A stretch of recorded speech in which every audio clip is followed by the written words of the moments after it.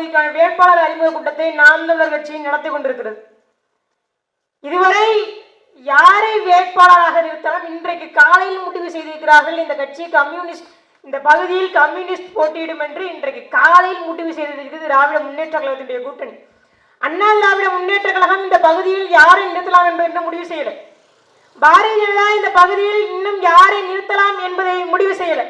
இன்னும் தேர்தல் ஆணையமே தேர்தல் தேதியை அறிவிக்கல. ஆனால் இந்த எளிய பிள்ளைகள் மக்களோடு கூட்டணி வைத்து எங்கள் மக்களை நம்பி, எங்கள் மக்கள் இந்த எளிய பிள்ளைகளை கைவிட மாட்டார்கள் என்று நம்பி முதல் ஆளாக களத்தில் வந்து நிற்கிறோம். இதுவரைக்கும் யாரும் வந்து நிற்கல. ஏன்னா அவர்கள் எல்லாருக்கும் நோட்டு எவ்வளவு இருக்கு, எவ்வளவு நோட்டு கொடுத்தால் எவ்வளவு சீட்டு பெற முடியும் என்கிற தேவை இருக்கு. எங்களுக்கு எந்த தேவையும் இல்லை. பொதுவாக ஒரு கட்சிக்கு வாக்கு செலுத்தணும்னா அந்த கட்சி எதையாவது ஒன்றை சாதித்திருக்க வேண்டும் என்று எதிர்பார்ப்போம். அது மக்களுடைய இயல்பு. அப்படி நாம் தமிழர் கட்சி இந்த மண்ணில் 13 ஆண்டு காலமாக இருக்கிறது. இந்த கட்சி அப்படி என்ன சாதித்திருக்கிறது? இந்த கட்சிக்கு எதற்காக வாக்கு செலுத்தணும் என்றால், 1 கோடி தொண்டர்களை நாங்கள் வைத்திருக்கிறோம் என்று சொல்லக்கூடிய திராவிட முன்னேற்ற கழகத்தில் 40 நாடாளுமன்ற தொகுதிகளில் பெண்ணுரிமை பெண்ணியம் என்று பேசிய திராவிட முன்னேற்ற கழகத்தில் சரிக்கு சமமாக நிற்க வைப்பதற்கு 20 பெண்கள் இல்லை. 1 கோடி தொண்டர்களை வைத்திருக்கிற திராவிட முன்னேற்ற கழகத்தில் 20 பெண்கள் இல்லை. நாங்கள் 1.5 கோடி தொண்டர்களை வைத்திருக்கிறோம். மக்களுடைய கட்சி அண்ணா திராவிட முன்னேற்ற கழகம். இன்னும் சொல்ல போனால் ஒரு பெண் முதலமைச்சராக இருந்த அண்ணா திராவிட முன்னேற்ற கழகத்தில் 20 பெண்கள் இல்லை, வெறும் 20 பெண்கள் இந்த நாடாளுமன்ற தேர்தலில் நிற்க வைப்பதற்கு. பாஜகவில் இல்லை, இந்தியாவே ஆட்சி செய்து கொண்டிருக்கக்கூடிய பாரதிய ஜனதாவில் இல்லை, இந்தியாவிற்கு சுதந்திரம் வாங்கி தந்தது நாங்கள் தான் என்று பெருமை பேசுகிற காங்கிரசிலும் இல்லை. ஆனால் ஒட்டுமொத்த இந்திய நிலப்பரப்பிலும், தமிழ்நாட்டில் மட்டும் இல்ல, ஒட்டுமொத்த இந்திய நிலப்பரப்பிலும் ஒரு அரசியல் கட்சி ஆணுக்கு சமமாக பெண்ணுக்கு சரிக்கு சமமாக 50% கொடுத்திருக்கிற ஒரு கட்சி இருக்கிறது என்றால் ஒட்டுமொத்த இந்திய நிலப்பரப்பிலும் அது நாம் தமிழர் கட்சி. நாங்கள் மட்டும்தான். இந்த ஒற்றை புரட்சிக்காகவே நீங்கள் நாம் தமிழர் கட்சிக்கு வாக்கு செலுத்தணும். ஏன்னா யாரும் செய்ததில்லை. மேற்கு வங்கத்தில் திரிணாமுல் காங்கிரஸ் என்ற ஒரு கட்சி இருக்கு. அங்க மம்தா பானர்ஜியோட தலைவராக இருக்கிறார். அந்த அம்மையார் 40% கொடுத்திருக்காங்க. ஆனால் ஒட்டுமொத்த இந்திய வரலாற்றிலும் இந்திய நிலப்பரப்பிலும் இப்படி ஒரு சாதனையை படைத்திருக்கிற கட்சி நாங்கள் இருக்கிற நாம் தமிழர் கட்சி மட்டும்தான். அதற்காகவே இங்க இருக்கிற பெண்கள், உங்கள் வீட்டில் இருக்கக்கூடிய பெண்களை நீங்க நாம் தமிழர் கட்சிக்கு வாக்கு செலுத்த சொல்லணும். ஏன்னா இன்றைக்கு இந்த நாகப்பட்டினம் தொகுதியில மட்டும் எடுத்துக்கிட்டா, இந்த நாகப்பட்டினம் தொகுதியில மட்டுமே பெண் வாக்காளர்கள் தான் அதிகம். ஆண் வாக்காளர்களை விட 35,000 வாக்காளர்கள் பெண் வாக்காளர்கள் தான் அதிகம். ஆனா இந்த தொகுதியில் இன்றைக்கு வரைக்கும் ஒரு பெண் நின்றதில்லை. அறிவு சிறந்த மக்களை நீங்கள் புதிதாக நாங்கள் இனிமே கம்யூனிஸ்டுக்கு வாக்கு செலுத்தி புதிதாக கம்யூனிஸ்ட் வந்து எதையும் வென்ற போறதில்லை. ஏறத்தாழ 5 முறை இந்த மண்ணை கம்யூனிஸ்ட் ஆண்டு இருக்கிறது. ஏறத்தாழ 4 முறை இந்த மண்ணை திராவிட முன்னேற்ற கழகம் ஆண்டு இருக்கிறது. அண்ணா திராவிட முன்னேற்ற கழகம் இந்த மண்ணை ஆண்டு இருக்கிறது, இந்த நாகப்பட்டினம் தொகுதியை. இவர்கள் புதிதாக வந்து எந்த ஒரு மாற்றத்தையும் இந்த மண்ணில் நிகழ்த்த போறதில்லை. ஏன்னா இவங்கெல்லாம் ஆண்டுட்டாங்க. ஆண்ட போதும் எந்த மாற்றமும் நிகழலன்னா மீண்டும் மீண்டும் மீண்டும் மீண்டும் இன்னும் மக்கள் அதே நிலையில தான் இருக்கிறோம். அறிவு சிறந்த பெருமக்கள் சிந்திங்க. நாம் வாக்கு செலுத்துகிறோம். நாம் வாக்கு செலுத்துறதுக்கு முன்னாடி வரக்கூடிய வேட்பாளர்கள் எல்லாரும் ரோட்ல நடந்து வராங்க. அன்றைக்கு அவர்களுடைய சொத்து பட்டியல் மிக மிக குறைவா இருக்குது. அவர்களுடைய தேர்தல் அபிடவிட்டுகள்ல அவர்கள் போடப்பட்டிருக்கக்கூடிய அந்த அவர்களுடைய சொத்து விவரங்கள் குறைவாக இருக்குது. 5 ஆண்டுகள் கழித்த பிறகு அவர்கள் மாட மாளிகையிலும் கோபுரங்களிலும் வாழ்ந்து கொண்டிருக்கிறார்கள். வாக்கு செலுத்திய நாம் என்ன குடிசையிலே வாழ்ந்துட்டு இருக்கிறோம். இது எப்படி ஜனநாயகமா இருக்க முடியும்? இது எப்படி முதல்ல நியாயமாக இருக்க முடியும்? அறிவு சிறந்த மக்கள் சிந்திக்கணும். எப்படி நான் வாக்கு செலுத்துறேன், அவருக்கு அன்றைக்கு சொத்து இல்ல, இன்றைக்கு அவருக்கு சொத்து இருக்குதுன்னா அவர் கொள்ளையடிச்சிருக்காருன்னு அர்த்தம். அப்ப கொள்ளையடிக்கிறவருக்கு மீண்டும் நம்ம வாக்கு செலுத்துறோம்னா கொள்ளையடிக்கிறதுக்கு நம்ம உடந்தையா இருக்கிறோம்னு அர்த்தம். அவர் கொள்ளையடிப்பதை மீண்டும் மீண்டும் நீங்க கொள்ளையடிப்பா, நீ கொள்ளையடிப்பா அப்படின்னு உடனடியா இருக்கிறோம்னு அர்த்தம். அறிவு சிறந்த பெருமக்களே, நான் உங்கள்ட்ட ஒரு கேள்வி எழுப்புறேன். ஒரு திருடன் இருக்காருன்னு வச்சுக்கோங்க. நம்ம இப்ப மக்கள் மிக மிக தெளிவாயிட்டோம். என்ன சொல்றோம்னா, அது நம்ம காசு தானப்பா, நம்ம காசு தானப்பா. தேர்தல் நேரத்தில் கொடுக்கிற 5,000, 2,000, 3,000 வாங்கி கொண்டு வாக்கு செலுத்த பழகிட்டோம். அந்த அப்படி பணத்தை வாங்கி கொண்டு வாக்கு செலுத்துவதை நியாயப்படுத்தவும் தொடங்கிட்டோம். என்ன நியாயப்படுத்துறோம்? அது நம்ம காசு தானப்பா, அது நம்ம காசு தானப்பா அப்படின்றோம். நான் என்ன கேட்கிறேன்னா, என்னுடைய பாக்கெட்ல இருக்கிற காசு ஒன்று என்னுடைய பணமாக இருந்திருந்தால் ஒன்று என்னுடைய பாக்கெட்ல இருக்கும். இப்ப அக்கா கார்த்திகா அவர்களுடைய பணம் பணமாக இருந்திருந்தால் உடனே கார்த்திகா அவர்களுடைய பாக்கெட்டில் இருக்கணும். அப்படி இல்லாது என் கையில இருக்குன்னா ஒண்ணு அக்கா என்னை கூப்பிட்டு கொடுத்துருக்கணும், இந்தாப்பா தங்கச்சி வச்சுக்கண்டு. அப்படி இல்லைன்னா அக்காவோட இருந்து திருடி இருக்கணும். இது இரண்டுல ஒண்ணுதான். இது வரைக்கும் எனக்கு தெரிஞ்சு இங்க இருக்கக்கூடிய செல்வராசுவோ அல்லது இந்த நாகப்பட்டினம் தொகுதியுடைய எம்எல்ஏவா இருக்கக்கூடிய எங்கள் ஆளுநர் ஷானவாசோ யாரும் வந்து அண்ணன் ஆளுநர் ஷானவாசுக்கோ செல்வராசு அவர்களுக்கும் காசு கொடுத்தது வரலாறு இல்லை. ஏன்னா நமக்கு அன்னைக்கு சாப்பாட்டுக்கே வழி இல்லை. கண்டிப்பாக அவர்களுக்கு 5000மோ 2000மோ நம்ம கொடுத்திருக்க வாய்ப்பு இல்லை. அப்படின்னா அவர்கள் நம்ம கொள்ளையடி இருக்கிறார்கள் பொருள் இல்லையா, திருடி இருக்கிறான்னு பொருள். என் வீட்டுல இருந்து ஒரு திருட வந்து என் பணத்தை கொடுத்துட்டு இந்தாங்க தெரியாம திருடிட்டேன்னா இதோட இதை மன்னிச்சுட்டேன், இதுக்கப்புறம் என் மூஞ்சிலே முழிக்க கூடாது, இந்த தெருப்பக்கமே உன்னை பார்க்க கூடாது, ஓட ஓட ஓட ஓட அடிச்சு வரட்டும். இது ஒரு சாமானிய மக்கள் செஞ்சா அதை அவனை அடிச்சு வரட்டும். இதே ஒரு அரசியல்வாதி செய்யும் போது ஐயா போன தடவை 5000 கொள்ளையடிச்சிருக்கீங்களா, அடுத்த தடவை 10000 கொடுங்க, நல்லா கொள்ளையடிங்கன்னு மீண்டும் வாக்கு சொல்றோம். அப்போ ஒரு சாமானியன் செய்யும் போது அடிச்சு வரட்ட தயாரா இருக்கிறோம், ஒரு அரசியல்வாதி செய்யும் போது அதை ஏற்றுக்கொள்ள தயாரா இருக்கிறோம். அப்ப இங்க இருக்கிற மக்கள் எல்லாரும் இங்க இருக்கிற நாகப்பட்டினத்தை தொகுதியில் இருக்கக்கூடிய எல்லா வளங்களையும் கொள்ளையடிப்பதற்கு உடந்தையாக இருக்கிறீங்களா? அறிவுசமக்களை எதற்காக வாக்கு செலுத்துகிறோம்? ஒரு நாடாளுமன்ற வேட்பாளருடைய பணி என்ன, ஒரு நாடாளுமன்ற உறுப்பினருடைய பணி என்ன? நாடாளுமன்றத்துக்கு போய் அவர் என்ன சொல்லணும்? இந்த மண்ணிற்கு எதிராக கொண்டு வரக்கூடிய அத்தனை சட்டங்களையும் எடுத்து அவர் பேசணும். உழைக்கும் கரங்களே ஒன்று கூடுங்கள் என்று பேசிய கம்யூனிஸ்ட் கட்சியிலிருந்து இங்கிருந்து போயிருக்காரு. உழைக்கும் கரங்களே ஒன்று கூடுங்கள் அப்படின்னு பேசிய கம்யூனிஸ்ட் கட்சியிலிருந்து போயிருக்கிறார். உங்க மண்ணில் அனுப்பி இருக்கிறீங்க. நாடாளுமன்றத்தில் 10% உயர் அரிய வகை ஏழைகளுக்கான இடஒதுக்கீடு கொடுக்கப்படுது. அதாவது இந்த அரிய வகை ஏழைகளுக்கான இடஒதுக்கீடுனா என்னன்னா, இப்ப நம்ம எல்லாம் ஒரு 65,600 ரூபாய்க்கு சம்பாதிச்சிட்டோம்னா, நம்ம எல்லாம் 65,666 ரூபாய் சம்பாதிச்சிட்டோம்னா நம்ம எல்லாம் பணக்காரங்க ஆயிரும்.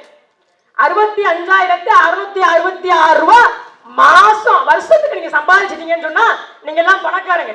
ஆனா இந்த அரிய வகை ஏழைகள் இருக்காங்க இல்லையா, அரிய வகை ஏழைகள் அவர்கள் 8 லட்சம் ரூபாய்க்கு மேல சம்பாதிச்சாதான் பணக்காரங்க. யார் அந்த அரிய வகை ஏழைகள்னு பார்த்தா பிராமணர்கள் எல்லாரும், இங்க இருக்கக்கூடிய அப்பர் காஸ்ட் எல்லாரும், பிராமணர்கள் எல்லாரும். அவர்கள் 8 லட்சம் மேல சம்பாதிச்சாதான் பணக்காரன். நீங்க 1 லட்சத்துக்குள்ள 1 லட்சம் சம்பாதிச்சாலே ஏழை, நீங்க 1 லட்சம் சம்பாதிச்சாலே நீங்க பணக்காரன். அவன் 8 லட்சத்துக்கு மேல சம்பாதிக்கணும். 8 லட்சம் வரைக்கும் அவனுக்கு லிமிட் இருக்கு. இப்படி ஒரு சட்டம் வருது. அவனுக்கு 10% இடஒதுக்கீடு. எப்படி இது வரைக்கும் இந்த மண்ணில் எதற்காக இடஒதுக்கீடு கொடுக்கப்பட்டிருக்குன்னா சமூக நீதிக்காக இடஒதுக்கீடு கொடுக்கப்பட்டிருக்கு. ஏன்னா இங்க எதனால வேலை வாய்ப்பு கல்வி எல்லாம் மறுக்கப்பட்டுச்சுன்னா, நீ சூத்திரன், நீ படிக்க கூடாது, இந்த தெருவை நீ நடக்க கூடாது, இந்த வேலையை நீ பார்க்க கூடாது, குயவன் மகன் குயவன் வேலை தான் செய்யணும், சவரம் செய்யறவங்க சவர வேலை தான் செய்யணும், புதகுலியை புதைக்கிறவங்க புதகுலியில புதைக்க தான் செய்யணும் அப்படின்னு இருந்துச்சு. அந்த நிலைமை மாறி எந்த சாதியின் பெயரால என்னுடைய கல்வி மறுக்கப்பட்டதோ, எந்த சாதியின் பெயரால என்னுடைய வேலை வாய்ப்பு மறுக்கப்பட்டதோ, அந்த சாதியின் பெயராலேயே எனக்கு சமமான நீதி வேண்டும் கொடுக்கப்பட்டதுதான் இடஒதுக்கீடு. அப்படி கொடுக்கப்பட்ட இடஒதுக்கீடு இப்ப எப்படி கொடுக்கறான்னா, அவர் ஏழையா இருக்காரு அதனால அவருக்கு இடஒதுக்கீடு கொடுக்கிறோம். முன்னேறிய வகுப்பினருக்கு இடஒதுக்கீடு. ஐயா அவர் தான் முன்னேறிட்டாரு இல்ல, அவருக்கு எதுக்குங்க இடஒதுக்கீடுன்னா, இல்ல அவர் ஏழையா இருக்காரு. ஐயா அப்படி என்னங்க அவர் ஏழையா இருக்கிறாருன்னா, அவர் 8 லட்சம் ரூபாய் தாங்க சம்பாதிக்காரு. ஐயா நான் 1 லட்சம் ரூபாய் சம்பாதிச்சாலே பணக்காரன். ஐயா நான் 1 லட்சம் ரூபாய் சம்பாதிச்சாலே பணக்காரன், அவன் 8 லட்சம் ரூபாய் சம்பாதிச்சாதான் பணக்காரன்னா என்ன உங்க சட்டம்? இது குறித்து உங்களுடைய நாடாளுமன்ற உறுப்பினர் நீங்கள் அனுப்பி வச்சிருக்கீங்களே, உழைக்கும் கரங்களே ஒன்று கூடுங்கள் என்று உலகம் உணவைக்கும் பொது உடைமையை கற்பித்த கட்சி கம்யூனிஸ்ட் என்று பெருமை பேசுகிறார்களே, அங்கிருந்து ஐயா செல்வராஜ் அவர்கள் என்ன பேசியிருக்கிறாரு? நாடாளுமன்ற அவை குறிப்பில் எடுத்து பாருங்க, என்ன பேசியிருக்காரு? ஒண்ணும் பேசல. 10% இடஒதுக்கீடு கொடுத்திருக்கிறீங்களே அரிய வகை ஏழைகளுக்கு, எம்முடைய மக்களுடைய கல்வியை, என் மக்களுடைய மருத்துவத்தை இதெல்லாம் கொளுத்து சுரண்டு தின்று கொண்ட ஒரு கூட்டத்திற்கு மீண்டும் 10% இடஒதுக்கீடு கொடுக்கிறீர்கள் என்று பேசியிருக்கணுமா இல்லையா? பேசல. ஆனாலும் நம்புறோம் இவர்களுக்கு வாக்கு செலுத்தினா எனக்கான தேவையை பூர்த்தி செய்வாங்க. அது குறைந்தபட்சம் நாகப்பட்டினம் தொகுதிக்கான சிக்கல்களையாவது பேசியிருக்கிறாங்களா? ஒரு தனிநபர் தீர்மானம் கொண்டு வந்திருக்கிறாரா? நாடாளுமன்றத்தில் போய் என்ன செய்யணும்? தூங்கக்கூடாது. முதல்ல நாடாளுமன்ற வேட்பாளரை உறுப்பினராக எதற்கு அனுப்புறோம்னா தூங்குறதுக்கு இல்லை. ஏன்னா இங்க தமிழகத்திலிருந்து போற 40 பேர்ல குறைஞ்சது 35 பேர் அங்க போய் தூங்கிடுறாங்க. என்ன பண்றாங்கன்னே தெரியல. இன்றைக்கு சிஏஏ ஒரு சட்டம் அமல்படுத்தப்பட்டிருக்கு, சிட்டிசன் அமெண்ட்மெண்ட் ஆக்ட் அப்படின்னு சொல்லிட்டு நேற்று அமல்படுத்தப்பட்டுச்சு. அந்த சட்டம் அமல்படுத்தப்படும் பொழுது அறிவு மக்களே 9ஆம் தேதி கொண்டு வராங்க, 10ஆம் தேதி செயல்படுத்தப்படுது, 11ஆம் தேதி மாநிலங்களவைக்கு அமைக்க அனுப்பப்படுது, 12ஆம் தேதி குடியரசு ஒப்புதல் தராது. 4 நாள்ல ஒரு சட்டம் உருவாகுது. ஆனா அந்த பாராளுமன்றத்தில் எந்த ஒரு விவாதமும் நடக்கல. ஐயா இங்க ஒரு சிட்டிசன்ஷிப் அமெண்ட்மெண்ட் ஆக்ட்னு ஒரு ஆக்ட் கொண்டு வந்திருக்கோம், யார் யாருக்கெல்லாம் இந்த நாட்டில் குடியுரிமை கொடுக்கலாம் என்று விவாதிக்கப்படுகிறது. அப்படி விவாதிக்கப்படுற நேரத்துல எல்லா எதிர்கட்சிகளும் பேசணும், இந்த குடியுரிமை இந்த நாட்டில் யாருக்கு கொடுக்கலாம் என்பதை எல்லாரும் அனுப்பியிருக்கிறோம். நான் நாகப்பட்டினம் நீங்க அனுப்பிருக்கீங்கன்னா, சிவகங்கையில இருந்து நாங்க அனுப்பியிருக்கோம், உத்தரப்பிரதேசல இருந்து அனுப்பியிருப்போம், எல்லாரும் அனுப்பியிருக்கிறோம். என்னுடைய நாட்டுடைய பாதுகாப்பு என்ன என்பதை என்னுடைய நாடாளுமன்ற உறுப்பினர் பேசணும், அதற்காக தான் அனுப்பியிருக்கிறோம். அப்ப எல்லாரும் விவாதிக்கணும். அப்படி விவாதிக்கிறதுக்கான தலைமை அமைக்கப்பட்டுச்சானா இல்ல. இது குறித்து உழைக்கும் கரங்களை ஒன்றுபடுங்கள் என்று உலகத்துக்கே பொது உரிமை பேசிய கம்யூனிஸ்ட் கட்சியினுடைய ஐயா செல்வராசு அவர்கள் பேசினார்கள், ஆனா இல்ல, ஒன்றும் பேசல. இந்த சிட்டிசன்ஷிப் அமெண்ட்மெண்ட் ஆக்ட் சொல்றான் இஸ்லாமியர்களுக்கு எதிரானது, இது ஒட்டுமொத்த இந்திய குடிமக்களுக்குமே எதிரானது. ஏன்னா இந்த இந்தியா சொல்லி இருக்கிறது, தன்னிடம் தஞ்சம் கேட்டு வரக்கூடியவர்களை மதத்தின் பெயராலோ இனத்தின் பெயராலோ நிறத்தின் அடிப்படையிலோ எதன் அடிப்படையிலும் நான் பாகுபாடு காட்ட மாட்டேன்னு சொல்லியிருக்கு. இந்த இந்தியாவுடைய அரசியல் அமைப்பு சட்டம் உறுதி செய்கிறது, இந்த நாடு ஒரு மதச்சார்பற்ற நாடு, இந்த நாடு எந்த ஒரு பாகுபாட்டையும் எந்த மனிதத்திலும் காட்டாது என்று இந்த இந்திய நாட்டினுடைய அரசியல் சட்டம் உறுதிப்படுத்துது. அதை மீறி ஒரு சட்டத்தை கொண்டு வந்துறான். இது இன்னும் சொல்ல போனா இது மிக மிக முக்கியமாக நம்முடைய தொப்புள் கொடி சொந்தங்களுக்கு எதிரானது. என்ன சொல்றான் பிஜேபி, நாங்கெல்லாம் ஹிந்துஸோட ப்ரொடக்டர்ஸ், நாங்கெல்லாம் இந்துக்களுடைய பாதுகாவலர்கள் பேசுறான். அருகில் இருக்கிற ஈழத்துல இன்றைக்கு அகதிகள் முகாம்ல எங்களுடைய ஈழ தொப்புள் குடி உறவுகளை எங்களுடைய சொந்த மண்ணில் எங்களுடைய மக்களை அகதிகளாக வச்சிருக்கீங்க இல்லையா, அவர்கள் அத்தனை பேரும் இந்துக்கள் தான், நியாயமாக ஐயா மோடி அவர்கள் இந்துக்களுடைய பாதுகாவலராக இருந்திருந்தால் ஏன் ஈழத்தமிழர்களை ஒதுக்கி வச்சிருக்கணும்? ஈழத்தமிழர்களுக்கு ஏன் குடியுரிமை கொடுக்க மறுக்கணும்? இந்த நாடு தமிழர்களுக்கு எதிராக இருக்கிறது, இதுவரைக்கும் இந்த இந்திய ஒன்றியம் எந்த காலத்திலும் தமிழர்களுக்கு ஆதரவாக நின்றதில்லை, இது முதல் முறையும் இல்லை. தொடர்ச்சியாக இந்த நாடு தமிழர்களுக்கு எதிராகத்தான் இருந்திருக்கிறது. அதற்காகவாவது இந்த நாடாளுமன்றத்தில் தமிழர்களுடைய உரிமைகளை, தமிழர்களுடைய குரலை வாங்கி ஒழிப்பதற்கு ஒரு குரல் வேண்டும். அந்த குரல் ஒழிக்க வேண்டும் என்றால் வருகிற நாடாளுமன்ற தேர்தலிலே நீங்கள் நாம் தமிழர் கட்சிக்கு வாக்கு செலுத்தணும். ஏன்னா இப்ப சொல்லுவாங்க திராவிட முன்னேற்ற கழகத்துக்கு வாக்கு செலுத்துங்க, இழந்த உரிமைகளை மீட்க. ஐயா என்ன உரிமையை மீட்க போறீங்க? நாங்கள் கல்வி உரிமையை மீட்க போறோம், நாங்கள் கல்வி பொதுப்பட்டியல் இருக்கு, அதை மாநில பட்டியலுக்கு கொண்டு வர போறோம். ஐயா அது முதலாக 1976 அது பொதுப்பட்டியலுக்கு போகும்பொழுது எமர்ஜென்சி பீரியட், நீங்க மிசால அடி வாங்கினேன்னு சொல்லுவீங்க, அதனாலதான் என் வாய் கோணிக்குச்சுன்னு சொல்லுவீங்க, என்னென்ன கதைகள் வேணாலும் சொல்லுவீங்க, நான் எப்படி அடி வாங்கினேன் தெரியுமா, நான் எப்படி மிதி வாங்கினேன் தெரியுமான்னு சொல்லுவீங்க. ஐயா அப்பெல்லாம் சரிங்கய்யா, அதற்கு பிறகு எத்தனை முறை காங்கிரஸோடு நீங்கள் கூட்டணியில் இருந்தீங்க, அமைச்சரவையில் பங்கு வைத்தீர்களே, அப்ப கேட்டுக்கணும்ல. ஐயா நாங்கள் மாநில சுயாட்சி பேசுகிறவர்கள், எங்களுடைய மண்ணில் என்னுடைய பிள்ளை என்ன கல்வி படிக்க வேண்டும் என்பதை நான் முடிவு செய்வேன். எங்கேயோ டெல்லியில உட்கார்ந்துகிட்டு நீ முடிவு செய்யக்கூடாது, என் பிள்ளை என்ன படிக்கணுங்கிறதுக்கான சட்டத்தை நான் தான் இயற்றுவேன்னு அன்னைக்கு நீங்க கேட்டுக்கலாம். வாஜ்பாயுடைய ஆட்சி இந்த மண்ணில் முதலாக பாஜக வேறு ஒன்று கிளை பிறப்பு. இன்றைக்கு மோடி என்கிற ஒரு மிகப்பெரிய பிம்பம் இன்றைக்கு இப்படி ஒரு கட்டு இன்னைக்கு நாட்டை இவ்வளவு குட்டிச்சோறாக்கியதற்கு மிக முக்கியமான காரணம் ஐயா கருணாநிதி தான். 1998 அம்மையார் ஜெயலலிதா அவர்களுடைய கூட்டணியோடு இந்த வாஜ்பாய் அரசு முதலாக பாஜக அரசு இந்தியாவில் ஆட்சி அமைக்கிறது. ஆட்சி அமைத்த 6 மாத காலங்களில் அம்மையார் ஜெயலலிதா வாஜ்பாயுடைய ஆட்சி பாஜகவுடைய ஆட்சியை கவிழ்த்து விடுகிறார். அதன் பிறகு பெருமரியாதைக்குரிய ஐயா கருணாநிதி, ஐயா உங்களுடைய ஆட்சி கவிழ்ந்துட்டா, உங்களுடைய பாஜக ஆட்சி கவிழ்ந்துட்டா, இன்றைக்கு கவிழ்ந்துட்டா, நாளைக்கு பின்னால் வருகிற சங்கதிகள் உங்களால் எப்படி பயன்பெறுவாங்க? வருங்காலத்துல என் பிள்ளைக்கு நீட்டுன்னு ஒரு தேர்வு வச்சு 37 பிள்ளைகளை நாங்கள் சாகடிக்கணுமா இல்லையா? மீட்டனை கொண்டு வரணுமா இல்லையா? ஹைட்ரோ கார்பனை கொண்டு வரணுமா இல்லையா? இந்த நாடை நாசமாக்கணுமா இல்லையா? அப்படி என்றால் இந்த நாடு இந்த இந்து மதத்தினால, இந்த நாடு ஒரு மதத்தின் அடிப்படையில நல்ல சமத்துவமாக வாழ்கின்ற நாடு உத்தரப்பிரதேசம் போல அடிச்சுக்கிட்டு சாகணுமா இல்லையா? குஜராத் போல ஒரு கலவரம் நடக்கணுமா இல்லையா?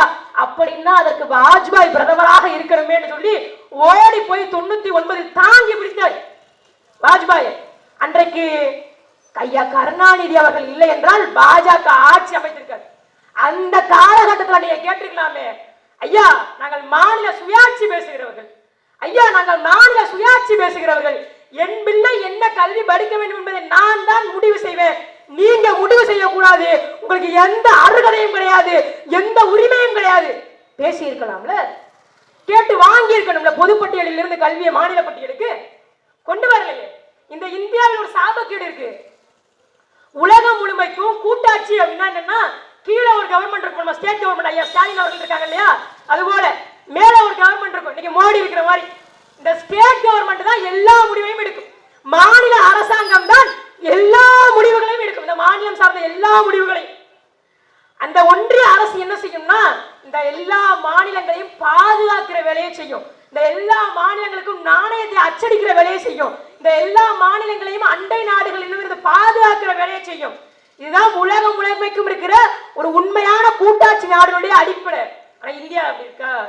இந்தியாவில் சொல்றான் 3 லிஸ்ட் வச்சிருக்கான். State list, central list, concurrent list.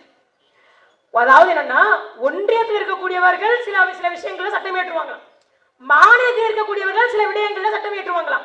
இது இரண்டும் தவிர்த்து பொதுப்பட்டியல் ஒண்ணு வச்சிருக்கான் இந்தியாவில். அந்த பொதுப்பட்டியல் என்னங்கன்னா, அதாவது இதுல 2 பேருமே சட்டம் ஏற்றலாம். அதாவது மாநில அரசு நினைச்சாலும் சட்டம் ஏற்றலாம், மத்திய அரசு நினைச்சாலும் சட்டம் ஏற்றலாம். ஆனா யாருடைய சட்டம் விஞ்சி நிற்கும்னா, ஒன்றிய அரசுடைய சட்டம் தான் விஞ்சி நிற்கும்னா. இதுவே கூட்டாட்சிக்கு எதிரானது. என்னுடைய நிலத்தில் எனக்கு மிக அருகில் இருப்பது யாரு? என்னுடைய மண்ணின் மைந்தன். என்னுடைய மண்ணில் எனக்கு மிக அருகில் இருப்பது யாரு? என்னுடைய முதலமைச்சர்.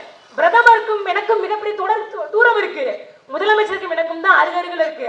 அப்ப என்னுடைய முதலமைச்சர் தான் முடிவு செய்யணும், என் மண்ணில் நான் என்ன கல்வி படிக்கணும், என் மண்ணில் நான் எப்படிப்பட்ட மருத்துவத்தை பார்க்கணும், என் மண்ணில் எப்படி சார்ந்த தொழிற்சாலைகள் இயங்கணும், என் மண்ணில் எப்படிப்பட்ட வங்கிகள் இயங்கணும் என்பதை என்னுடைய முதலமைச்சர் முடிவு செய்யணும். இந்த நாட்டினுடைய பிரதமர் முடிவு செய்யக்கூடாது. இந்த நாட்டினுடைய பிரதமர் ஐயா மோடி அவர்களுக்கு தமிழ் தெரியாது. அதுவும் இந்தியா என்பது மிக மிக சிக்கலான நாடு, எல்லா நாடு மாதிரியும் இல்லை. இங்கே பல மொழி, பல இனம், பல மதம் கொண்ட ஒரு நாடு.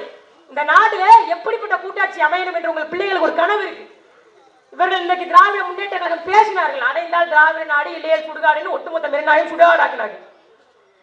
அதன் பிறகு நாங்கள் மத்தியில் கூட்டாட்சி, மாநிலத்தில் தன்னாட்சி, நாங்கள் மாநில சுயாட்சிகளை மீட்போம்னு பேசினாங்க. என்ன உரிமைகளை இது வரைக்கும் அவர்கள் மீட்டிருக்கிறாங்கன்னு தெரியல. கச்சத்தீவை நாங்கள் மீட்போம், நாங்கள் கச்சத்தீவு பறிபோனதே உங்களுடைய ஆட்சி காலத்துல தான். எல்லா உரிமைகளையும் மத்திய அரசுக்கு, ஒன்றிய அரசுக்கு வாரி வாரி வாரி வாரி கொடுத்தவர்கள் யார் என்றால் இந்த திராவிட முன்னேற்ற கழகத்தில் இருப்பவரும், அண்ணா திராவிட முன்னேற்ற கழகத்தில் இருப்பவரும் தான். இன்னைக்கு அவர்கள் சொல்றாங்க, இழந்த உரிமைகளை நாங்கள் மீட்போம். எப்படி மீட்பீங்க? எப்படி மீட்பீங்க? நீங்க அறிவு சார்ந்த மக்களை நல்லா தெரிஞ்சுக்கங்க. ஒரே ஒரு கட்சி, ஒற்றை கட்சி அந்த ஒன்றியத்தில் ஆளுகிற வரை எந்த உரிமையும் நீங்கள் மீட்டெடுக்க முடியாது. எந்த ஒரு உரிமையும் மீட்டெடுக்க முடியாது. மத்தியில் ஆனா ஒண்ணு மோடி தான் ஆளணும், பாஜக தான் ஆளணும், இல்ல காங்கிரஸ் தான் ஆளணும் அப்படிங்கிற நிலைமை இருக்கிற வரைக்கும் தமிழ்நாட்டில் இருக்கிற எந்த மாணவனுக்கும், தமிழ்நாட்டில் இருக்கிற எந்த மீனவனுக்கும் பாதுகாப்புங்கிறதே கிடையாது. அறிவு சிறந்த மக்கள் சிந்திக்கணும். ஒரு நாடு எப்படி இந்தியாங்கிறது பல்வேறு மொழிகள், பல்வேறு மதங்கள், பல்வேறு இனங்கள் கொண்டிய ஒரு நாடாக இருக்கு. இந்தியன் கான்ஸ்டிடியூஷன் சொல்லுது, இந்திய அரசியல் அமைப்பு சட்டம் சொல்லுது, நான் சொல்லல. India that is Bharat shall be union of states and territories. இந்தியாவில் ஒரு நாடு என்றே அரசியல் சட்டம் சொல்லல. இந்தியா அது என்பது பாரத், அது பல மாநிலங்களுடைய யூனியன் பிரதேசங்களுடைய ஒன்றியம் மட்டும் தான் சொல்லுது. இந்தியா என்பது நாடுன்னே சொல்லல. இந்தியா என்பது ஒரு கூட்டமைப்பு. எப்படி யுஎஸ் இருக்கிறதோ, யுனைடெட் ஸ்டேட்ஸ் ஆஃப் அமெரிக்காவோ, அதுபோல இந்தியா என்பது ஒரு கூட்டமைப்பு. இந்தியா என்பது ஒரு நாடு அல்ல. இந்தியா என்பது ஒரு துணை கண்டம், பல நாடுகளுடைய கூட்டமைப்பு தான் இந்தியா. அப்படிப்பட்ட இந்தியாவில் எப்படி ஒரு ஆட்சி அமையணும்? ஒரே ஒற்றை பாஜக ஆட்சி அமைக்கும் போது என்ன சிக்கல் வருது? பாஜகவுக்கு அதிகமான வாக்கு வங்கி கர்நாடகாவில் இருக்கு, காங்கிரசுக்கு அதிகமான வாக்கு வங்கி கர்நாடகாவில் இருக்கு. காவேரியில தண்ணி தர மாட்டேன்னு சொல்லும் பொழுது அவனுக்கு காவேரியின் பக்கம் நிக்கணுமா, அவனுக்கு கர்நாடகத்தின் பக்கத்தில் நிக்கணுமா, தமிழ்நாட்டின் பக்கத்தில் நிக்கணுமா யோசிச்சு பார்க்கும் பொழுது அவனுக்கு கர்நாடகத்தின் பக்கம் நிக்க தோணுது.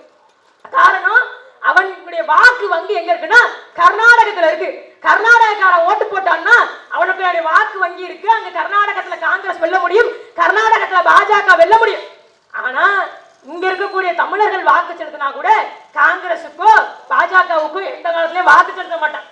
அப்ப அவனுக்கு வாக்கு வங்கி வச்சு முடிவு செய்யறான், இவனுக்கு தண்ணி கொடுக்கணுமா, தண்ணி கொடுக்க கூடாதாங்க. இன்றைக்கு வரைக்கும் கர்நாடகாவுடைய துணை முதல்வர் டி கே சிவகுமார் பேசுறாரு, நாங்கள் தமிழ்நாட்டிற்கு தண்ணீர் கொடுக்க மாட்டோம் பேசுறாரு. ஐயா முத்துவேல் கருணாநிதி ஸ்டாலின் அவர்களுக்கு வந்து கடிதம் எழுதி கொண்டிருக்காரு. பாலாற்றின் குறுக்கே 23வது அணை கட்ட துவங்கிட்டான். பாலாற்றின் குறுக்கே ஏற்கனவே தமிழ்நாட்டில் அவனுக்கு தமிழ்நாடு தண்ணீர் கூட 22 அணை கட்டிட்டான். 22 அணை. இப்ப 23வது அணை கட்டுறான். அந்த 23வது அணை கட்டுறதுக்கு அடிக்கல் நட்டிட்டான். 23வது அணையும் கட்டிட்டான்னா தமிழ்நாட்டுக்கு பாலாற்று தண்ணி முற்றுமுழுமா நின்று போகும். இது முற்றுமுழுமா விவசாய பகுதி. உங்களுக்கு தெரியும் தண்ணி வரலன்னா எவ்வளவு சிக்கல், குறிப்பாக டெல்டா பகுதியில் வாழ்றீங்க. உங்களுக்கு தெரியும் இந்த மண்ணில் தண்ணி இல்லைன்னா எவ்வளவு சிக்கல் ஏற்படும்னு. அவன் ஊருக்கு அணை கட்டுறான். ஐயா ஸ்டாலின் உட்காந்து கடிதம் எழுதிட்டு இருக்காரு. இப்ப நம்ம என்ன சொல்ல வேண்டியது இருக்குன்னா, mister Muthuvel Karunanidhi Stalin, you are not a post master, you are chief minister of Tamil Nadu. நீங்கள் இந்த நாட்டுடைய முதலமைச்சர். நீங்கள் முடிவு செய்யுங்க. எம்முடைய காவிரியின் குறுக்கே அணை கட்டலாமா, மேகதாட்டு அணை அவன் கட்டலாமா, பாலாற்றின் குறுக்கே அவன் அணை கட்டலாமா என்பதை நீங்கள் முடிவு செய்யுங்க. அவன் அணை கட்ட வேண்டானா தண்ணி கொடுக்க மாட்டேன்னு சொல்றாங்க. அவர்கள் உச்ச நீதிமன்ற தீர்ப்பை மதிப்பதில்லை. நம்ம என்ன சொல்றோம்னா, எனக்கு அவன் தண்ணி கொடுக்கலையா, எனக்கு கர்நாடகா தண்ணி கொடுக்கலையா, எனக்கு ஆந்திரா தண்ணி கொடுக்கலையா, எனக்கு கேரளா தண்ணி கொடுக்கலையா, ஒன்றும் பிரச்சனை இல்லை. இந்த 3 மாநிலங்களுக்கும் மின்சாரங்களை பகிர்ந்தளிப்பது நாங்கள் தான். எங்களுடைய நெய்வேலி நிலக்கரியில் இருந்துதான் இந்த 3 மாநிலங்களுக்கும் மின்சாரம் போகுது. நீ தண்ணி கொடுக்கலையா, நான் உனக்கு கரண்ட் தர மாட்டேன் சொல்லுங்க, பேசுங்க. அது எப்படி சொல்ல முடியும்? அது இண்டஸ்ட்ரியல் பிரச்சனைங்க. அது எல்லா மாநிலங்களுக்கும் இடையான பிரச்சனை. அது எப்படி சொல்ல முடியும்? உச்சநீதிமன்றம் திட்டம். இந்த உச்சநீதிமன்றம் பல முறை தலையில் கொட்டுன போதும் கர்நாடகா மதிக்கல. உச்சநீதிமன்றம் தலையில கொட்டு ஆந்திரா மதிக்கல. உச்சநீதிமன்றம் தலையில சொல்ல போதும் கேரளா மதிக்கல. ஆனால் இவர்கள் மதிக்கிறார்களாம் உச்சநீதிமன்ற தீர்ப்பை. இவர்களுடைய நோக்கம் என்ன? இவர்களுக்கு தேவை கமிஷன், கரப்ஷன், கலெக்ஷன். இவ்வளவுதான் இவருடைய நோக்கம். இதுதான். இவர்களுக்கு தமிழ்நாட்டினுடைய உரிமையை மீட்கணும்னு எந்த ஒரு அவசியமும் இல்லை. அவர்களுக்கு தேவையெல்லாம் உதயநிதியை அடுத்து முதலமைச்சராக எப்படின்னு யோசிச்சுட்டு இருக்கிறான். அடுத்து உதயநிதிக்கு ஏற்ற சட்டம் எப்படி உருவாக்குறது யோசிச்சுட்டு இருக்கிறான். இதைத்தான் அவன் செஞ்சுட்டு இருக்கான். அவனுக்கு நோக்கம் இல்லை இந்த மண்ணை எப்படி பாதுகாக்கணும்னு. ஆனால் உங்கள் பிள்ளைகளுக்கு ஒரு நோக்கம் இருக்கு. நீங்க கேட்கலாம், அறிவு சொன்ன ஒரு கேள்வி இருக்கு, எங்களை இன்டெலெக்சுவலா. அப்படி ஒருவேளை நாங்க உங்களுக்கு ஓட்டு போட்டுடுறோம், நாங்க உங்களுக்கு ஓட்டு போட்டுட்டோம்னா உங்களுக்கு யாரு பிரதமர் வேட்பாளர்? உங்களுக்கு யாரு பிரதமர் வேட்பாளர்? அறிவு சிறந்த பெருமக்களே, ஒரு ஒற்றை கட்சி ஆட்சி முறை இதற்காக தான் ஒழிக்கணும்ன்ற உங்க மடலை கொண்டு வந்துட்டான். ஒன்று ராகுல் காந்தி, இல்லைன்னா மோடி, ஒன்று ராஜீவ் காந்தி, சோனியா காந்தி, இப்படி ஒற்றை தலைவர்களை, ஒற்றை கட்சி தலைவர்களை உங்கள் மனதில் பதச்சிட்டான். ஆனா எப்படி உண்மையிலே இந்த மண்ணில் ஒரு ஆட்சி அமையணும் தெரியுமா? இந்த தமிழ்நாட்டில் 40 பேர் இருக்கமா, தமிழ்நாட்டில் கூடிய 40 பேர், கேரளா 60 பேர் இருக்காங்க, கேரளாவுக்கு 60 பேர், உத்தரப்பிரதேசம் 80 பேர் இருக்காங்க, உத்தரப்பிரதேசம் 80 பேர், இத்தனை பேரும் சேர்ந்து ஒரு கூட்டாட்சி அமைக்கணும். எல்லா மாநிலத்தில் இருக்கக்கூடிய மாநில கட்சிகளும் சேர்ந்து ஒரு ஆட்சி அமைக்கணும். அப்படி ஆட்சி அமைக்கும் என்ன நடக்கும்? கர்நாடகாவில் 45 பேர் இருக்கிறோம்னா நாங்க 40 பேர் இருக்கிறோமா, நாங்கள் ஒரு ஒப்பந்தம் பேசுவோம். பாங்க வா, நம்ம எல்லாரும் சேர்ந்து ஆட்சி அமைக்க போறோம். நீ கர்நாடகால காவேரியில எனக்கு தண்ணி கொடு, நான் உனக்கு நெய்வேலி நிலக்கரி மின்சாரம் தரேன், நீ எனக்கு பாதுகாப்பு கொடு, நான் உனக்கு பாதுகாப்பு தரேன் அப்படின்னு பேசி ஒரு ஆட்சி அமைப்போம். அப்படி ஆட்சி அமைக்கும் பொழுது ஒருவேளை அவன் காவேரியில தண்ணி தர முடியாதுன்னு மறுத்தான்னா, நாளைக்கு காலையில 40 நாடாளுமன்ற உறுப்பினர்கள் இந்த ஆட்சியை கலைப்போம் என்று மிரட்டுவோம். அதற்கு பயந்தாவது குறைந்தபட்ச தேவைகளின் அடிப்படையில் ஒரு ஆட்சி அமையும். குறைந்தபட்ச உரிமைகளையாவது இந்திய ஒன்றியத்தில் பாதுகாக்க முடியும். கேரளாவில் தண்ணி தர மாட்டேன்றானா, அதேதான் நாளை காலை 40 நாடாளுமன்ற உறுப்பினர்கள் இந்த ஆட்சியை கவிழ்ப்போம். அப்படி ஒரு நிலையை உருவாக்கணும். இப்படிப்பட்ட ஒரு ஆட்சி அமைக்கணும். இந்த மண்ணில் மிகப்பெரிய பிரச்சனை என்னன்னா, பெரும்பான்மையான வாக்கு வித்தியாசத்துல ஜெயிக்க வச்சிருங்க அப்படின்பா. உங்கள் பொன்னான பொற்பாதங்களை தொட்டு கேட்டுக்கொள்கிறேன். பெரும்பான்மையான வாக்கு வித்தியாசத்தில் ஜெயிக்க வைங்க. முதலில் இந்த மக்கள் செய்யக்கூடிய மிகப்பெரிய தவறு அதுதான். பெரும்பான்மையான வாக்கு வித்தியாசத்துல, 2 லட்சம் வாக்கு வித்தியாசத்துல, 5 லட்சம் வாக்கு வித்தியாசத்துல, 1 லட்சம் வாக்கு வித்தியாசத்துல, 50,000 வாக்கு வித்தியாசத்துல நீங்க ஜெயிக்க வச்சு அவரை நாடாளுமன்றத்துக்கு அனுப்பிடுறீங்க. அவருக்கு மிதப்பு வந்துருது. எப்படியும் அடுத்த முறையும் இந்த மக்கள் ஒரு 1000 தூக்கி வீசினால் எனக்கு தான் வாக்கு செலுத்துவான்னு நான் மிதப்பு வந்துருது. எப்படி வெல்லணும் ஒரு வேட்பாளர்? ஒரு பாராளுமன்ற உறுப்பினர் நாடாளுமன்றத்துக்கு வரணும். எப்படி வெல்லணும்? 10 வாக்கு வித்தியாசத்தில் வெற்றி பெற்றார், 5 வாக்கு வித்தியாசத்தில் வெற்றி பெற்றார், 17 வாக்கு வித்தியாசத்தில் வெற்றி பெற்றார் என்ற நிலையை உருவாக்குங்க. பயம் வரும். அடுத்த முறை நம்மளை நாடாளுமன்ற உறுப்பினர் ஆக்க மாட்டான்ற பயம் வரும். அச்சப்பட்டாலும் தொகுதிக்கு வருவோம். இருக்காரு இல்லையா எம்பி செல்வராசு? கண்டா வர சொல்லுங்க, ஐயா கையா கூட்டி வாருங்கன்னு சொல்ற அளவுக்கு இருக்காரு இல்லையா? இப்படிப்பட்ட இழிநிலை உங்களுக்கு இருக்காது. இப்படிப்பட்ட ஒரு இழி சூழல் இருக்காது. பெரும்பான்மையான வாக்கு வித்தியாசத்தில் ஒருவர் வென்றார் அப்படிங்கிற ஒரு செயலையே, ஒரு வார்த்தையே தமிழ்நாட்டு அரசியலில் இருந்து அப்புறப்படுத்த வேண்டிய வேலையை தான் இங்க இருக்கிற அத்தனை மக்கள் முதலாக செய்யணும். முதல்ல நம்ம செய்ய வேண்டியது என்ன? எங்களுக்கு நீங்க வாக்கு செலுத்துங்க, நாங்க உங்களுக்கு அது இது அப்படியெல்லாம் இல்லை. என்னுடைய மக்களுக்கு முதல்ல நாங்கள் அரசியலை கற்பிக்கிறோம். இந்த மண்ணில் மிகப்பெரிய சிக்கல் என்னன்னா, ஒரு எம்பிக்கு என்னென்ன அதிகாரம் இருக்கு, ஒரு எம்எல்ஏக்கு என்னென்ன அதிகாரம் இருக்கு, ஒரு கவுன்சிலருக்கு என்ன அதிகாரம் இருக்கு என்பதே என் மக்கள் தெரியாம இருக்கிறான். அதுதான் மிகப்பெரிய சிக்கலாக இருக்கு. ஒரு நாடாளுமன்றத்தில் ஒரு எம்பி போய் என்ன பேசுவான்னு நம்முடைய மக்கள் தெரியாம இருக்கிறான். அதனாலதான் உதயசூரியன் நின்னா வாக்கு செலுத்தலாம், ரெட்டலை நின்னா வாக்கு செலுத்தலாம், கை நின்னா வாக்கு செலுத்தலாம், கதிரவன் நின்னா வாக்கு செலுத்தலாம் நம்புறான். சின்னங்களை பார்த்து வாக்கு செலுத்துற முறைகளை விட்டுருங்க. இன்னைக்கு எல்லாரும் சொல்றான் நாம் தமிழர் கட்சிக்கு சின்னம் போயிடுச்சு, நாம் தமிழர் கட்சிக்கு சின்னம் போயிடுச்சுன்னு. உங்களுக்கு தெரியுமா, நாம் தமிழர் கட்சிக்கு சின்னம் போனதுக்கு எந்த நாம் தமிழர் கட்சி பிள்ளையும் கதை ரீதியாக ஒரு பதிவை நீங்க பார்க்க முடியாது. நாங்கள் யாரும் கதறவே இல்லை, நாங்கள் யாரும் பதறவே இல்லை, நாங்கள் யாரும் பதட்டமடையவே இல்லை. கதறியது பதறியது பதட்டமடைந்தது யாருன்னா உடன் பிறப்புகளும் சங்கிகளும் தான் பதட்டமடைஞ்சாங்க. எங்களுக்கு எந்த பதட்டமும் இல்லை, எங்களுக்கு எந்த அவசியமும் இல்லை. ஏன்னா நாங்க ஏன் பதறணும்? 2021 31 லட்சம் வாக்குகள் நாம் தமிழர் கட்சிக்கு விழுந்துச்சு. அந்த இவிஎம் மிஷின் பேலட்ல நாம் தமிழர் கட்சியுடைய விவசாயி சின்னம் எதுலையுமே தெளிவா தெரியல. வெள்ளை பேப்பர் மாதிரி இருந்துச்சு, வெள்ளை பேப்பர் மாதிரி. எங்களுடைய காரைக்குடி தொகுதியிலே அப்படிதான் இருந்துச்சு, வெள்ளை பேப்பர் மாதிரி இருந்துச்சு. அதை தேடி தேடி தேடி தேடி தேடித்தான் 31 லட்சம் பேர் நாம் தமிழர் கட்சிக்கு வாக்கு செலுத்தியிருக்கிறான். நாம் தமிழர் கட்சிக்கு விழுந்த வாக்குகள் சின்னத்திற்கு வாக்கு விழுந்த வாக்குகள் அல்ல, நாம் தமிழர் கட்சி பிள்ளைகளுடைய உயரிய எண்ணத்திற்கு விழுந்த வாக்குகள். அதனால எங்களுக்கு கவலையில என்ன சின்னம் கொடுத்தாலும் நாளைக்கே உதயசூரியன் எடுத்துட்டு திமுகவை போட்டிட சொல்லுங்க. திமுக இருக்கிறவனுக்கு திமுக போட்டு போட தெரியாது. இன்னைக்கு வரைக்கும் எம்ஜிஆர் உயிரோட வாழ்ந்துட்டு இருக்க நம்பிட்டு இருக்கிற மண் இது. ஏன்னா என் மக்களுக்கு அரசியல் விழிப்புணர்வே போயிடக்கூடாது அப்படிங்கிறத மிக கவனமாக தெளிவாக இருக்கிறான். எங்களுக்கு எந்த கவலையும் இல்லை, எங்களுக்கு என்ன சின்னம் கொடுத்தாலும் நாம் தமிழர் கட்சி பிள்ளைகள் நாங்கள் போட்டிடுவோம். ஏன்னா இன்னும் தேர்தல் அறிவிக்கல, இன்னும் எங்களுக்கு ஒரு சின்னமே முடிவாகல, அதற்கு முன்பாகவே மக்களை சந்திக்க நாங்க வந்துட்டோம். ஏன்னா எங்களுக்கு கவலை இல்லை, ஏன்னா நாங்க இந்த சின்ன முறையே முற்று முழுவதுமாக ஒழிக்கணும்னு போராடுறோம். ஏன்னா நீங்கள் சொல்லுங்க, ஒரு ஜனநாயகத்தில் எல்லாருக்கும் ஒரு வாக்கு ஒரு மதிப்பு தான் இல்லையா? மோடி வாக்கு செலுத்தினால் மோடியுடைய ஒரு வாக்குக்கும் ஒரு மதிப்பு தான், நான் வாக்கு செலுத்தினா என்னுடைய வாக்குக்கும் ஒரு மதிப்பு தான். மோடிக்குனாலும் ஒரு வாக்கு தான், எனக்குனாலும் ஒரு வாக்கு தான், நாட்டினுடைய முதல் குடிமகனுக்காக இருந்தாலும் ஒரு வாக்கு தான், எல்லாருக்கும் ஒரு வாக்கு தான், எல்லாருக்கும் சமமாக தேர்தல் நடக்கிறதுன்னு சொல்றாங்க. நாங்க என்ன கேட்டு இருக்கிறோம்னா, 13 ஆண்டுகளாக இருக்கிற எங்களுக்கு சின்னம் மாற்றப்படுது. 60 ஆண்டு காலமாக ஒரு கட்சி இந்த மண்ணில் இருக்கு, 100 ஆண்டு காலமாக ஒரு கட்சி இந்த மண்ணில் இருக்கு.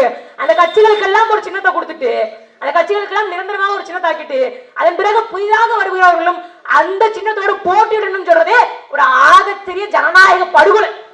இதுவே முதல் ஜனநாயகம் இல்லை. இங்க உதயசூரியன் சின்னத்தை 60 ஆண்டு காலமாக ஒரு மக்கள் மனதில் பதித்திருக்கிறார்கள். ரெட்டலை சின்னத்தை 50 ஆண்டு காலமாக ஒரு மக்கள் மனதில் பதித்திருக்கிறார்கள். கை சின்னத்தை 100 ஆண்டு காலமாக மக்கள் மனதில் பதித்திருக்கிறார்கள். ஆனா இப்ப புதுசா நேத்து கட்சி ஆரம்பிச்சு வரவன் இனிமே ஒரு புது சின்னத்தை மக்கள் மனதில் பதிக்கணும் அப்படிங்கிறதே ஒரு சரியான ஜனநாயகம் கிடையாது. அப்ப எப்படிப்பட்ட தேர்தல் நடக்கணும்? இங்க அமெரிக்காவில் நடப்பது போல, சுவிட்சர்லாந்தில் நடப்பது போல சின்னம் இருக்கக்கூடாது. இந்த தேர்தலில் உனக்கு 1ஆம் நம்பர் திமுகவுக்கு, அதிமுகவுக்கு 2ஆம் நம்பர், நாம் தமிழருக்கு 3ஆம் நம்பர், பாஜகவுக்கு 5ஆம் நம்பர் அப்படின்னு ஒரு நம்பரை கொடுத்து மக்களை பேச விடணும். வேட்பாளர் கார்த்திகா நிக்கிறாங்களா, கார்த்திகா அவர்கள் தொகுதிக்கு என்ன செய்வாங்கன்னு பேசுவாங்க, இந்த மக்களுக்கு என்ன செய்வாங்கன்னு பேசுவாங்க, இந்த தமிழ்நாட்டுக்கு என்ன செய்வாங்கன்னு பேசுவாங்க. அதன் பிறகு கம்யூனிஸ்ட்ல நிக்கிறாங்களா அவர் பேசுவாரு, பாஜகவில் நிக்கிறார்களா அவர்கள் பேசுவாங்க, அதிமுகவில் நிக்கிறாங்களா அவர்கள் பேசுவாங்க. இதை வைத்திய மக்கள் தேர்ந்தெடுக்கணும். யார் ஆக சிறந்த அறிவாளியாக இருக்கிறார், யார் நம்முடைய குறைகளை போய் நாடாளுமன்றத்தில் பேசுவார்னு என் மக்கள் சிந்திச்சு ஒரு தேர்ந்தெடுக்கணும். அதுதான் சரியான ஜனநாயகமாக இருக்க முடியும், அதுதான் சரியான வாக்கெடுப்பாக இருக்க முடியும். துரதிர்ஷ்டவசமா அதுலயே நமக்கு சிக்கல். அதுவும் இல்லை, உங்கள் பிள்ளைகள் இப்படிப்பட்ட கட்டமைப்பை மாற்றுவதற்காக இருக்கும். நீங்க கேட்கலாம், ஏன் திமுகவோட கூட்டணி வைக்கல? அதிமுகவோட கூட்டணி வச்சா நீங்க வென்றலாமே, திமுகவோட கூட்டணி வச்சா நீங்க வென்றலாமே. இது எல்லாம் திமுகவிலும் அதிமுகவிலும் சாத்தியப்படுத்த முடியாத ஒன்று. நாங்க திமுகவோட கூட்டணி வச்சோம்னா அப்புறம் மேடையில் நின்றுட்டு உட்கார்ந்து இருக்கும் போதே நாங்க பேச வேண்டியது வரும். ஐயா ஸ்டாலின் அவர்கள் உட்கார்ந்துட்டு இருக்கும் போதே பேசுவோம், இந்த உட்கார்ந்து இருக்கிற ஐயா ஸ்டாலின் இவர் தான் முதல்ல நீட் தேர்வு ஆதரிச்சு கையெழுத்து போட்டாரு, அப்புறம் மன்னிப்பு கேட்டாரு, இவருக்கெல்லாம் எதுக்கு வாக்கு செலுத்துறீங்க அப்படின்னு நான் கேவலமா பேசுறேன்ன்றது. அவருடைய மரியாதையை காப்பாற்றுவதற்காக நான் கூட்டணிக்கு போறது இல்லை. குறைந்தபட்சம் உங்களுடைய மரியாதையை காப்பாற்றணுமே. பாவம் ஏதோ மடிப்பு கடங்காம கரைவேட்டியை கட்டிக்கிட்டு அப்படியே வீட்டுல ஊரா சுத்திக்கிட்டு இருக்கிறாரு. அவருடைய அந்த குறைந்தபட்ச மரியாதையாவது காப்பாற்றணுமே நான் கூட்டணிக்கு போறது. அறிவு சிறந்த பெருமக்கள் சிந்திங்க, எதற்கு வாக்கு செலுத்தணும், ஏன் வாக்கு செலுத்தணும், இந்த மண்ணில் எதற்காக வாக்கு செலுத்தணும்? இன்னைக்கு நம்ம எல்லாரும் வாக்கு செலுத்துறோம். 1920 தான் முதலாக இந்த இந்தியாவில் வாக்கு செலுத்தினாங்க. இந்தியாவில் வாக்கு செலுத்தும் போது எல்லாரும் வாக்கு செலுத்தல, பெண்களுக்கு வாக்கு செலுத்தக்கூடிய அதிகாரம் இல்லை. யார் யாரெல்லாம் பட்டதாரிகளாக இருக்கிறார்களோ, யார் யாரெல்லாம் பட்டாதாரிகளாக இருக்கிறார்களோ, யார் யாரெல்லாம் நிலக்கிழார்களாக இருக்கிறார்களோ, யார் யாரெல்லாம் மேட்டுக்குடிகளாக இருக்கிறார்களோ, யார் யாரெல்லாம் பண்ணையார்களாக இருக்கிறார்களோ அவர்கள் மட்டும்தான் வாக்கு செலுத்த முடியும். நீங்களும் நானும்லாம் வாக்கு செலுத்த வாய்ப்பே இல்லை. அதன் பிறகு போராடி போராடி போராடி போராடி 1950 இந்திய அரசியலமைப்பு சட்டத்தை வடிவமைத்த அறிவு ஆசான் அம்பேத்கர் கொண்டு வராங்க. இந்த இந்தியாவில் இருக்கிற எல்லா மக்களும், அன்னைக்கு 21 வயசு, இன்னைக்கு 18 வயசு, 18 வயது பூர்த்தி அடைந்த அத்தனை பேரும் வாக்கு செலுத்தி அவர்களுக்கான நாடாளுமன்ற உறுப்பினரை, அவர்களுக்கான சட்டமன்ற உறுப்பினரை, அவர்களுக்கான பிரதமரை முடிவு செய்யணும் அப்படின்னு கொண்டு வராங்க. எதற்காக கொண்டு வராங்கன்னா, எம்முடைய மக்கள் ஜனநாயகத்தை உயிர்ப்பிப்பார்கள். எம்முடைய மக்கள் காசுக்கு விளம்ப மாட்டாங்க. எம்முடைய மக்கள் இந்த மண்ணில் குறைந்தபட்ச ஒரு ஜனநாயகத்தை நிலைநாட்டுவார்கள். எம் மக்கள் அவர்களுடைய தேவைகளை கேட்டு பெறுவதற்கு தனக்கான பிரதிநிதிகளை அத்தனை பேரும் சேர்ந்து தேர்ந்தெடுத்தால்தான் அது சரியான பிரதிநிதித்துவமாக இருக்க முடியும் நம்பி அவர் கொண்டு வந்தார். அவர் என்ன நோக்கத்துக்காக கொண்டு வந்தாரோ அந்த நோக்கத்தை இன்னைக்கு முற்று முழுவதுமாக சிதைச்சிட்டோம். இந்த எளிய பிள்ளைகளுக்கு வாக்கு செலுத்துவதா என்ன நடக்கும்னா, நாளைக்கு ஜனநாயகத்தில் யாராவது ஒரு ஆள் என்னால 100 ரூபாய் கொடுக்காம 1000 ரூபாய் கொடுக்காம பெட் சர்டிபிகேட் வாங்க முடியும், என்னால 2000 ரூபாய் கொடுக்காம பெட் சர்டிபிகேட் வாங்க முடியும்னு எவனோ ஒருவன் சொல்வதற்கான காரணமாக அமையும். இந்த எளிய பிள்ளைகளுக்கு நீங்கள் வாக்கு செலுத்துங்கள். ஒரு முறை வாக்கு செலுத்துங்கள். இத்தனை முறை வாக்கு செலுத்தி வாக்கு செலுத்தி வாக்கு செலுத்தி வாக்கு செலுத்தி நாட்டை வீணாக்கியது போதும். உங்களுக்கு ஓட்டு போட்டா ஒரு ஓட்டு, என் ஓட்டு வீணா போயிருமேன்னு சொல்லிடாதீங்க. இந்த 60 ஆண்டு காலமாக இந்த நாட்டை வீணாக்கிய நீங்கள் ஒரு ஓட்டை வீணாக்குவதை பற்றி கவலைப்படாதீங்க. ஒரு முறை இந்த எளிய பிள்ளைகளுக்கு வாக்கு செலுத்துங்க. ஒரு முறை இந்த எளிய பிள்ளைகளுடைய குரல் நாடாளுமன்றத்தில் ஒலிப்பதற்கு நீங்கள் உதவி செய்யுங்க. இத்தனை முறை வாக்கு செலுத்திய திராவிட முன்னேற்ற கழகத்துக்கும் அண்ணா திராவிட முன்னேற்ற கழகத்துக்கும் காங்கிரசுக்கும் கைக்கும் எல்லாத்துக்கும் வாக்கு செலுத்திட்டீங்க. புதிதாக இனிமேல் வந்தவர்கள் நிகழ்த்துவதற்கு என்று ஒன்றுமில்லை. ஆனால் உங்கள் பிள்ளைகளுக்கு வாக்கு செலுத்துங்கள். நாடாளுமன்றத்தில் இதுவரை எதிர்கட்சி வெளிநடப்பு செய்து நீங்கள் பார்த்திருப்பீர்கள். ஆளும் கட்சியை வெளிநடப்பு செய்கிற வேலையை உங்கள் பிள்ளைகள் நாங்கள் செய்வோம். உறுதியாக நாம் தமிழர் கட்சிக்கு வருகிற தேர்தலில் என்ன சின்னத்தில் நின்றாலும் சின்னத்தை பார்க்காமல் இந்த பிள்ளைகளுடைய நல்ல எண்ணத்தை பார்த்து வாக்கு செலுத்துங்கள். வருகின்ற நாடாளுமன்ற தேர்தலிலே எங்களுடைய அண்ணன் சின்னவலன் சீமான் அவர்களால் நிறுத்தப்பட்டிருக்கிற எங்களுடைய அன்பு அக்கா கார்த்திகா அவர்களுக்கு வாக்களித்து வெற்றி பெற செய்யுங்கள். புரட்சி எப்பொழுதும் வெல்லும். அதை நாளை மலரும் நாம் தமிழர் சொல்லும். நன்றி, வணக்கம். நாம் தமிழர்.